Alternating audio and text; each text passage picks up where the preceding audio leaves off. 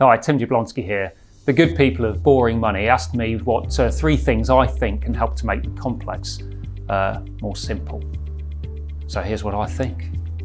Number 1, you need to know your stuff. In order to explain things in a simple way, you often need to know things in a lot more detail than you would do if you're just using the technical jargon. So that's number 1, know your stuff. Number 2, you need to know that people aren't stupid. So in this industry, we can always, be shocked that someone doesn't know about, retirement investing or something like that. But why would they? Why should they? They know how to build a house or something, whereas I don't. So they're not stupid. They just know about other things. And number 3 is find a good picture or analogy. Go to the ant, you sluggard. It can really help. Because people might not know how with profits funds work, but they know about sport, or they know about nature, or they know about anything. So that's the 3rd one, find a good picture. So number 1, know your stuff. Number 2, people aren't stupid. And number 3, find a good picture.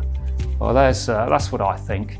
And if you get in touch with me and let me know if there's anything I've missed off my list.